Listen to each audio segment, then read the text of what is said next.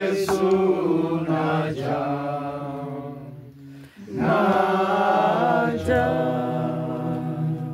Baba mwenyezi na mwenye rehema, kubali kusikia maombi yetu. Ututie moyo kama wanachama wa Kama, ukitubariki kwa neno lako. Kwa jina la Mungu Baba, Mwana na Roho Mtakatifu. Amen. Wanaume wa chama cha Kama, uniruhusu ni wasalimu nyote katika jina la Bwana wetu Yesu Kristo. Bwana asifiwe. Amen. Bwana asifiwe. Amen. Wanaume hoe. Sisi hapa. Basi nataka niwaambie wapendwa maneno machache. Kama kuko na kitu kimoja ilinishinda kuendesha na niliendesha siku moja na sijawahi rudia tena, ni kitu ambacho kinaitwanga endika. Endika ama wasabu wanaita chebait. Chebait na endika ni sawa, ni baiskeli. Yani baiskeli ni lazima ubalance mguu yote. Yani lazima ukikosa kubalance, kitu itafanyika ni nini? Utaanguka chini. Kwa hivyo nataka kuambia mwanaume iko vitu viwili anatakikana a balance. Mwanaume ni lazima aheshimiwe na yeye pia aheshimu ndoa.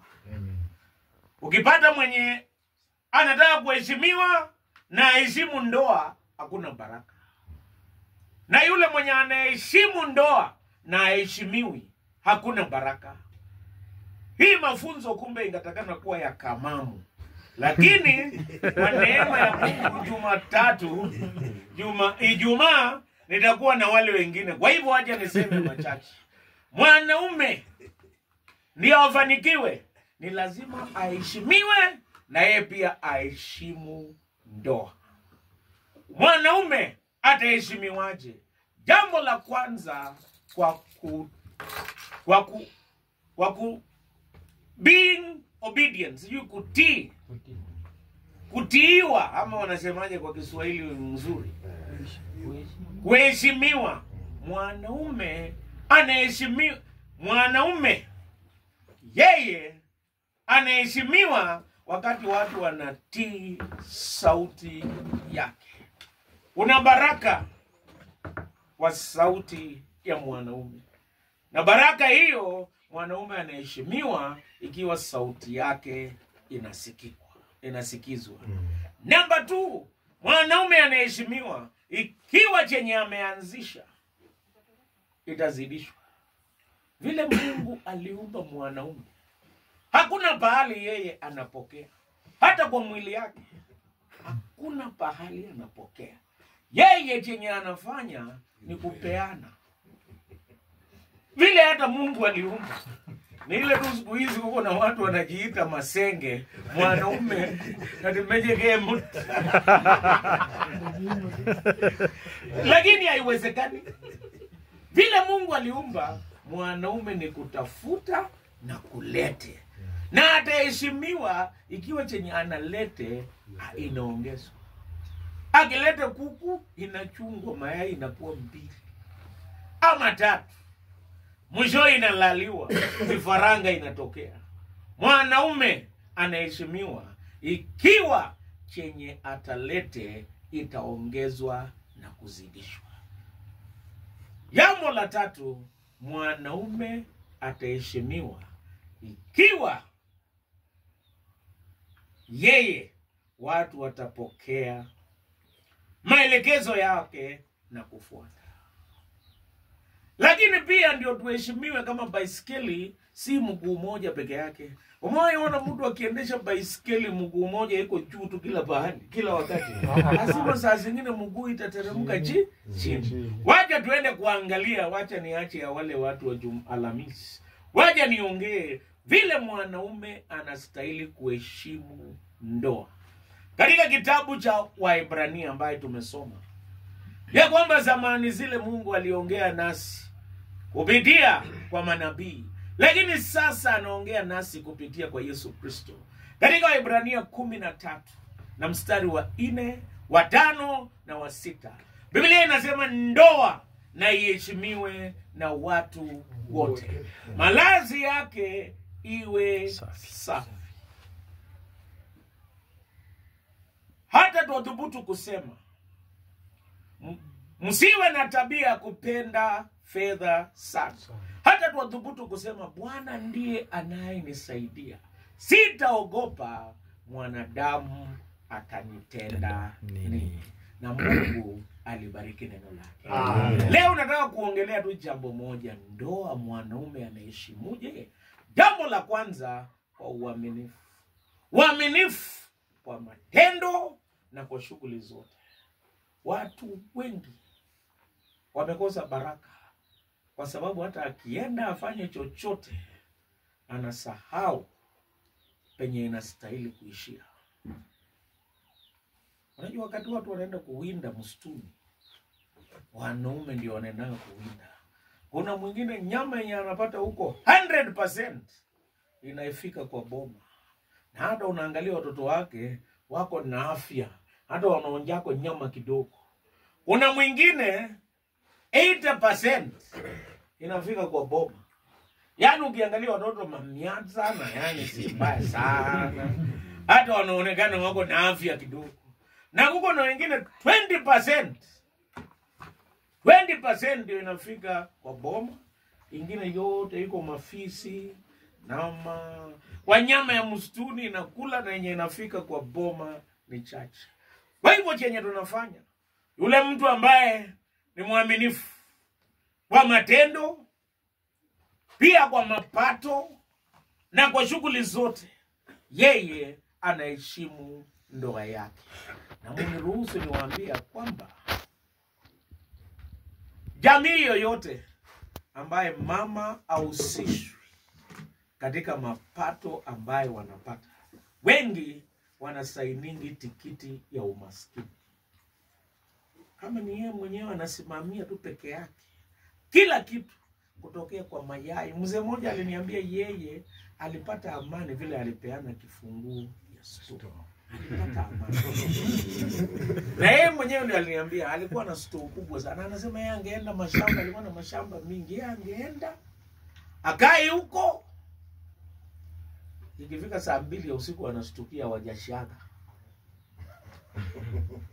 Hapo na ufunguo. Sasa yeye ndio aende akwatinga, hakopeshe mahindi, na hako na mahindi nyumbani. Ndio mimi nataka niwaambie wapendwa, ndoa inaheshimiwa kulingana na yenye unafikisha nyumbani. Sijui ni 80, sijui ni 100, sijui ni 20, hiyo ni kila mtu anajijua kivyake. Namba 2, ndoa inaheshimiwa kwa mtu kuwa mwaminifu. Nilisema kwa maneno, kwa matendo na kwa mapato. Inaheshimiwa ikiwa watu wote wanahusika. Sijui kama mmewahi ona matajiri wakubwa. Kuko na mwingine pale, siku moja ikasemekana ya kwamba gari yake imepata ajali na watoto wakafikiri amekufa. Kumbe yako kuwa amekufa. Ninakwambia watoto waliposikia amekufa, kitu cha kwanza mwingine alienda ni kwa boma ya ng'ombe, kuchukua ng'ombe kupeleka soko. Yule mwenye alikuwa anaenda kufanya nini? Baadaye walipokuwa barabarani wakaona gari inaleta huyo mzee, wakasema afadhali angeenda. Sijui kwa nini, na wazee mtaniambia. Muhindi anaweza achia duka ya milioni 6 mtoto yake asimamie. Lakini Mwafrika mahindi korokoro 30 hawezi achia mtoto asimamie. Atasimamia watu 6. Mama, baba, mtoto. Mungu atusaidie kuwa mwaminifu kwa kushirikisha wote. Wakati mwingi sisi tunabeba majukumu mengi, na mengine kwa uaminifu tungeachia wengine, na sisi tunakuwa overall supervisor. Mungu atusaidie kuwa mwaminifu. Jambo la pili, providing. Hakuna mtu ambaye atakusaidia kukidhi mahitaji ya familia. Mwanaume ni bidii, ni kujituma.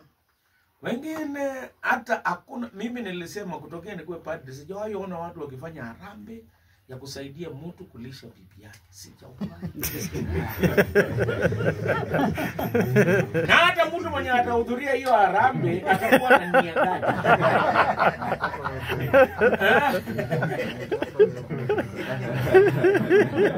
Yani kimejene. Dego jungro, no? Kwa hivyo providing, mwanaume anang'ang'ana, enda kanisa, omba, lakini bidika, hakikisha watoto wanakula, watoto wanavaa, wanaenda shule. Lakini masomo tutakuja, kazi ingine hospitali tutakuja, lakini kulisha bibi yako hakuna mwingine atakusaidia. Kwa sababu tunasema ama hapo rieta bana bwana, ama ndio yeke kazana. Hata kama unachoka, funga mshipi, sema tu Bwana Yesu atakuja, vumilia. Natamo hakikisha unakamilisha majukumu yako. Provide for your family. Provision ya familia, ingine inaonekana, ingine haionekani, lakini majukumu ni yako mzee. Kwa hivyo hakikisha ya kwamba unaomba, unatembea. Wanasema wazee wa kule siku hizi kisoje tenyeko kwa mzee la wendi, ongeze na sihubi na miro, waje cabbage na sukuma sana, kwa sababu ni lazima you provide for you. Number 3, mwanaume akiheshimiwa ni lazima alinde familia yake. Unajua wakati mnaishi kuna watu wako na fears. Sijui wanaume ndio wako na fears mingi ama ni wamama. Kazi yako ni kuashua yeye ya kwamba hizo fears zake si ya kweli. Kila wakati, na unaendelea hata mpaka ukue mzee, bado haujachoka, bado unaashua yeye ya kwamba she is protected, she is safe, she is important. Na hakuna mwingine atakuambia hiyo. Hata kama wewe ni muoga, uoneshi uoga, unang'ang'ana. Nilipokuwa nikienda pastoral Kiminini zamani, tukafika kwa boma fulani, akasema mchungaji, wacha nikupatie ushuhuda kabisa. Wezi walikuja wakagonga. Unajua chenye mzee wangu alifanya? Aliingia, ilikuwa ni mtu ambaye si Mkristo kana. Aliingia chini ya kitanda. Na akaambia mama, kama watu wakifaulu kuingia ndani ya boma, ambia mzee hayuko. Absent without apology. Na huyo akamstaki bila kujua. Nataka niombe kwa neema ya Mungu, we protect. Sio tu kutokana kwa wezi, kutokana na hatari mingi ya familia. Assure them, protect. Waambie ni yeye mwenyewe. They are always in danger. Hata akiwa gogo, siku moja nilisikia gogo akiuliza na hakui ameenda wapi. Ona kumbe assurance haishi. Hata mtu akifika miaka 70 anataka kukumbushwa. Na hiyo ni kazi yako. Protect them. Number 4, mwanaume anaheshimu ndoa yake akipeana mwongozo. Give leadership. Badiana mwelekeo. Saa zingine unatumia carrot, saa zingine stick, inategemea familia yako. Lakini wapatie mwelekeo. Wengine kwa sauti ya upole, anaambia fanya hii, na watoto wanasikia papa. Lakini mzee akikosa mwelekeo, wakati mwingine familia imepotea. Tuwapatie mwelekeo, kwenda kanisa. Sisi ndio tunawapatia mwelekeo. Na nawaambia kila boma ni tofauti. Lakini haijalishi venye huko, unapatia wao mwelekeo. Hata katika ndoa, mzee anapatia watoto wake mwelekeo penye wako. Sema fanya hii, fanya hii, fanya hii. Nataka niwaambie, ukitaka kupata nyumba zenye zimesimama, ni kwa sababu baba ya huyo mtoto, msichana ama kijana, alikuwa na mwelekeo. Aliongoza watu, na sana aliongozwa na Mungu. Nataka kusema ya kwamba Tena hapo wanasema usiwe na tabia ya kupenda fedha sana. Wakati mwingi fedha inafanya watu wanakosa uongozi hata kwa familia kama wazee. Unaangalia yule mwenye analeta pesa hata ujue ametoa wapi. Huyo ndio unaunga mkono. Patiana mwelekeo. Wache watu wajue hata kama iko aje baba akubali hii. Na tukifanya hivyo jamii itasimama. Jambo la mwisho Biblia inasema Bwana ndiye anayenisaidia. Sitaogopa mwanadamu atanitenda nini. Mzee yule kamili ni yule kila siku anatafuta msaada wa Mungu. Je, mnajua shida zote wanawekeanga mzee? Hata kama wanajua huna pesa na watoto wamefukuzwa kutoka kwa shule, baba yenu amekuja na mama anajua kabisa huyu mzee hana chochote. Enda ambia baba yenu. Mmeambia baba yenu. Nakwambia hata wewe baadaye wewe sasa utakani kusema wewe mbona unaniambia na unajua sina pesa. Utakani kusema hivyo, anasema Bwana ndiye anayenisaidia. Sitaogopa mwanadamu atanitenda nini. Mungu atanifungulia njia. Ni mzuri uishi kwa imani ukijua Mungu atakusaidia. Hata wakikwambia maneno ambie wacha tutaona. Mungu atatusaidia. Mungu atatufungulia njia. Ninajua watoto wameenda mbali kwa sababu ya imani ya baba yao. Na hata kujinyima ya baba yao. Nilikuwa nimeenda supermarket siku moja, mzee alikuwa na shilingi 100, watoto wanataka soda. Na yeye ana hiyo 100 peke yake. Mzee ambaye Mungu anamsaidia na hekima, akaenda akanunua soda ya 50 bob, akahakikisha amelipa, akaambia watoto nimepigiwa simu saa hii hakuna. Malizeni hii soda nakuja kuwachukua. Yeye mwenyewe mdomo kafu. Mungu alimsaidia na hekima. Mungu ametusaidia na hekima. Mungu ametusaidia na uvumilivu. Acha Mungu aendelee kutusaidia na uvumilivu. Wazee inatakana oratmo vumilia. Na hata ukivumilia saa zingine hakuna mtu anaona, lakini kwa neema ya Mungu atawainua. Nataka niwaambie mzee ndio analete baraka kwa familia. Mungu atusaidie kwenye tunaenda, tupe watoto wetu baraka. Mungu wa amani awabariki. Amen. Tukumbuke ya kwamba tunastahili kuheshimiwa na pia sisi tuheshimu. Mungu wa amani awabariki. Na tuombe. Maneno ambayo tumeyasikia kwa masikio yetu, kwa neema yako yapandwe kama mbegu mioyoni mwetu na yazae tunda la maisha mema. Utubariki na utuongoze kwa jina la Mungu Baba, Mwana na Roho Mtakatifu. Amen.